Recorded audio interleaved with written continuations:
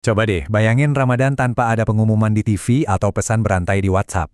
Alih-alih begitu, awal puasa justru diumumkan sama suara dentuman meriam yang menggema ke seluruh kota.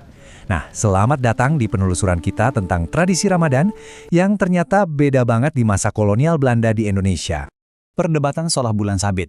Jauh sebelum ada keputusan terpusat dari pemerintah, penentuan awal Ramadan itu adalah sebuah perpaduan yang rumit antara sains, tradisi, dan sedikit politik. Jadi, tiap tahun tuh perdebatan ini selalu berpusat pada dua metode utama. Di satu sisi ada ruqyat, yaitu tradisi melihat bulan secara langsung dengan mata telanjang. Di sisi lain ada hisab, yang lebih modern karena mengandalkan perhitungan astronomi yang kompleks. Beberapa daerah, contohnya Aceh, lebih suka pakai hisab karena hasilnya pasti. Nah, di tengah-tengah perdebatan ini sebetulnya ada satu badan resmi dari pemerintah kolonial namanya Hufbestur atau PPDP. Secara teori sih, mereka inilah yang punya keputusan final untuk mengumumkan awal Ramadan secara resmi ke publik. Tapi, jangan salah, keputusan resmi ini tuh cuma salah satu suara aja di antara banyak suara lainnya. Organisasi Islam besar seperti Muhammadiyah dan Nahdlatul Ulama, mereka punya dewan dan metode perhitungan sendiri-sendiri. Jadi coba bayangin deh situasinya. Ada banyak pusat otoritas, masing-masing punya pengikutnya sendiri, dan seringkali, mereka mulai puasa di hari yang berbeda. Uniknya, semua perbedaan ini ternyata jarang banget loh menyebabkan perpecahan yang besar. Seperti yang diamati oleh seorang cendekiawan Belanda, Snoek Hurgronje, sistemnya itu sangat fleksibel. Hukum Islam sendiri mengakui kalau perbedaan penafsiran seperti ini tuh dibolehkan. Jadi bisa tetap rukun meskipun ada perbedaan. Lupakan pengumuman di media sosial ya. Awal Ramadan zaman dulu disambut dengan suara yang jauh lebih heboh. Ada tembakan meriam, ledakan petasan, dan suara beduk yang ditabuh bertalu-talu dari masjid. Bahkan anak-anak ikut keliling kampung sambil mukul-mukulin kaleng. Ini tuh pengumuman massal yang kuat banget. Gak mungkin ada yang kelewatan. Puasa sudah dimulai. Nah, sekarang kita bahas salah satu aspek yang paling bikin kaget dari Ramadan zaman kolonial. Sesuatu yang mungkin bikin anak sekolah zaman sekarang iri banget.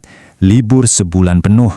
Dan yang menarik, ide libur sebulan penuh ini ternyata bukan datang dari tokoh Islam loh, tapi justru dari seorang penasehat Belanda, Dr. N. Adriani. Dia berpendapat kalau pemerintah harus menghormati mayoritas murid yang beragama Islam.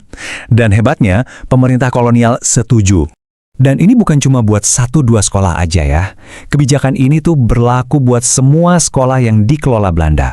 Mulai dari sekolah dasar untuk pribumi seperti HAIS, sampai sekolah menengah yang lebih elit, kayak MULO dan HBS. Ini konsesi besar yang berlaku di seluruh sistem pendidikan saat itu. Terus, ngapain aja anak-anak selama libur sebulan ini? Nah, ternyata hidup mereka itu punya dua sisi. Pagi dan sore biasanya diisi dengan kegiatan ibadah, mengaji dan sholat di masjid. Tapi di sela-sela itu mereka bebas bermain, entah itu memancing, di sungai, berburu burung, atau sekedar keliling kampung bareng teman-teman. Jadi ini perpaduan yang unik banget antara ibadah dan petualangan masa kecil. Dan main-mainnya mereka ini seringkali punya tugas yang penting banget.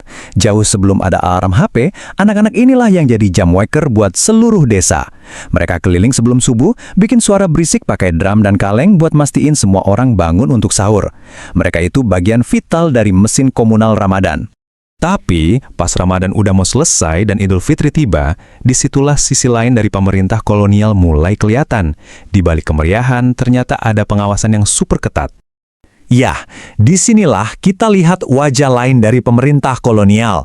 Mereka itu super waspada sama yang namanya kumpul-kumpul massa dalam jumlah besar. Ada ketakutan mendalam kalau perkumpulan semacam itu bisa berubah jadi gerakan perlawanan. Kebijakan pemerintah soal sholat Id ini tuh berevolusi seiring waktu. Awalnya, sebelum tahun 1929, sholat Id massal di lapangan terbuka itu dilarang keras. Ibadah cuma boleh di masjid-masjid lokal yang gampang diawasi. Tapi, di tahun 1929, ada perubahan besar. Pemerintah mencabut larangan itu. Tapi ada syaratnya, semua sholat massal harus berada di bawah pengawasan ketat aparat kolonial.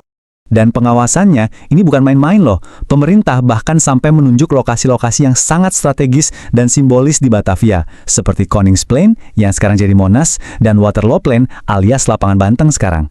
Jadi ini bukan sekedar mengizinkan sholat, tapi juga soal mengendalikannya di ruang publik yang paling kelihatan. Sebuah unjuk kekuasaan yang sangat jelas.